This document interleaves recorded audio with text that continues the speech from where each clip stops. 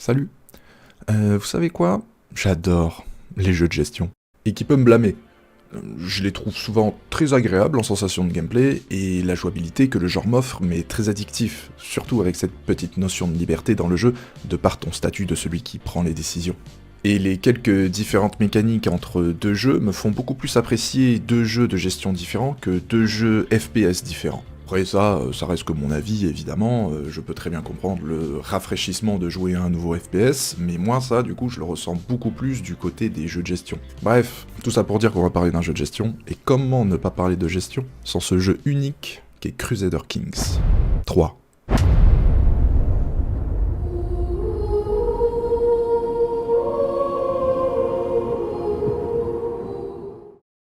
Crusader Kings 3 est donc un jeu de gestion, mais surtout un jeu de simulation de dynastie moyenâgeuse. Car vous allez effectivement devoir gérer votre royaume, ou votre comté ou duché, en fonction de votre statut, afin de le faire prospérer. Mais l'intérêt principal est donc dans ce côté simulation de dynastie, et c'est là que toute la profondeur du gameplay rentre en jeu, et accrochez-vous parce qu'il y a pas mal de trucs à savoir. Commençons par le principal, ce que sont les événements. C'est ce que vous verrez le plus dans le jeu. Très régulièrement, des bulles vont apparaître sur l'écran, vous faisant faire face à un choix.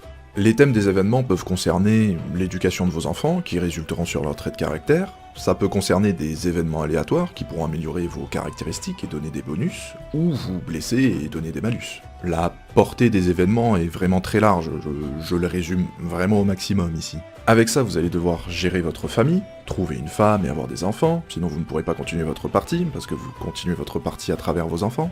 Il faudra faire aussi attention à vos vassaux, parce que vos vassaux vont devenir vos pires ennemis, surtout lors d'une succession, parce que vos enfants n'auront quasiment jamais la faveur de vos vassaux, donc les révoltes peuvent très vite éclater. Ouais, c'est la merde là. Vous pourrez choisir certains partis à marier à votre famille, pour former des alliances, vous pourrez fabriquer des revendications, pour envahir de nouvelles terres, vous pourrez changer de religion, vous pourrez changer l'autorité de votre couronne, ou alors changer les lois de succession et de répartition de votre royaume, etc., etc. Vous avez de quoi faire. Donc ouais, c'est surtout le côté simulation qui prime. La gestion est relativement simplifiée, il n'y a pas de ressources à exploiter pour construire, vous avez juste besoin d'or, pas de logistique à mettre en place dans votre ville, ni à entretenir les besoins de vos habitants. Ce qui est un peu ingrat quand même. Par ailleurs, ne vous laissez pas impressionner par le jeu et par sa carte, parce que je peux comprendre quelqu'un qui arriverait sur le jeu et qui se dirait c'est trop grand, par où je commence, alors que le jeu est pas aussi impressionnant. Pour ça, le jeu possède un très bon tutoriel, qui mérite vraiment d'être félicité pour le coup, vu que c'est pas facile à résumer comme jeu. Surtout par rapport à Crusader Kings 2, qui lui était beaucoup plus lourd et moins évident à prendre en main. Des fois, on peut expliquer un jeu avec du gameplay, mais là, dans un jeu de simulation, on va avoir besoin d'explications, et le tuto saura très bien vous accompagner. Après, il y a évidemment des différences entre quelqu'un qui connaît le jeu et ses mécaniques, et quelqu'un qui sait pas. Mais c'est pas comme si le jeu était complètement aléatoire et hors de votre portée, vous aurez toujours des outils pour résoudre vos problèmes. Un autre effort de fait à ce niveau, c'est l'interface, qui est beaucoup plus agréable et visuelle. C'est beaucoup plus facile de naviguer dans les menus, il y a des tooltips partout, et la fenêtre de suggestion est très appréciée. Surtout pour les novices, vu qu'on est quand même dans un jeu sans objectif défini, qui vous conduit à un écran de victoire. Simplement, cela vous donne quelques directives et quelques actions relativement importantes à prendre, ou à ignorer. Le jeu est plutôt ouvert d'esprit à ce niveau-là. Un autre aspect assez sympa, c'est le côté roleplay. Les personnages sont beaucoup plus crédibles, apparaissent plus souvent, montrent des émotions. Votre propre personnage possédera des traits de caractère, et s'il fait une action qui n'est pas en accord avec son caractère, cela pourra lui créer du stress. Et vous possédez aussi un arbre de compétences, qui sert pas mal ce côté roleplay aussi. De manière générale, je trouve que Crusader Kings 3 est plus fun que le 2. Ça reste que mon avis, mais il y a eu beaucoup de progrès dans le jeu qui m'ont fait avoir une meilleure expérience avec le 3. De fait de son format plutôt libre, il peut y avoir quelques coups de mou où on peut avoir l'impression de n'avoir besoin de ne rien faire. Mais quand le jeu devient intéressant, c'est vraiment à ce moment-là que ça devient marrant. En parlant de trucs marrants, dans ce jeu, vous pouvez vraiment avoir les meilleurs hors contexte.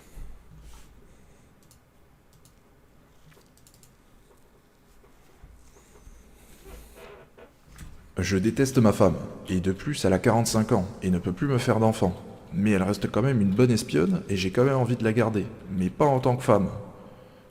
Le pape me déteste aussi, et n'approuve pas mon divorce. Est-ce qu'il acceptera mon divorce si je le kidnappe, ou est-ce que j'ai besoin de tuer tous les papes jusqu'à ce que un accepte mon divorce? merci pour vos conseils, bisous. Le truc qui fait que Crusader Kings 3 sort du lot, c'est que tu joues un dirigeant de royaume plutôt que le royaume lui-même. Vous faites du roleplay de votre personnage, et donc à travers la multitude d'événements que le jeu vous balance, vous lisez votre texte, vous sélectionnez votre réponse, et vous voyez comment les choses évoluent. Et le plus gros du fun de ce jeu réside là-dedans. Vous sélectionnez votre choix, et vous voyez quel genre d'intrigues vont se créer. Pour finir, Crusader Kings 3 a l'air d'être la quintessence de tout ce qu'a pu faire Paradox Interactive dans sa formule unique de faire des jeux de stratégie. Je sais pas si on peut trouver un autre jeu qui peut se valoir à ce niveau de simulation. Même si le jeu reste un peu compliqué de prime abord, force est de reconnaître qu'ils l'ont rendu beaucoup plus accessible sans dénaturer le gameplay. J'oserais même dire que je pense que n'importe qui peut commencer le jeu. Je ne dis pas que les gens le feront, mais ils peuvent. Après, si vous n'êtes pas le public du genre, je vois pas en quoi Crusader Kings 3 vous ouvrira les yeux. Ça reste quand même beaucoup regarder des chiffres et des portraits, et il y a des moments où vous suivrez juste le flow du jeu. Mais la possibilité de storytelling du jeu est vraiment son point fort, qui reste inégalable. Il n'y a rien de semblable, c'est juste une expérience unique et amusante. Avec certes une courbe d'apprentissage plutôt difficile, mais qui vaut vraiment le coup de s'appliquer. Et voilà. J'espère que ma recommandation vous aura été utile, j'espère vous avoir donné les informations qu'il vous fallait pour vous aider à décider si vous vouliez le jeu ou pas. Moi je vais y aller, partagez la vidéo, blablabla, mais surtout portez-vous bien et à une prochaine fois.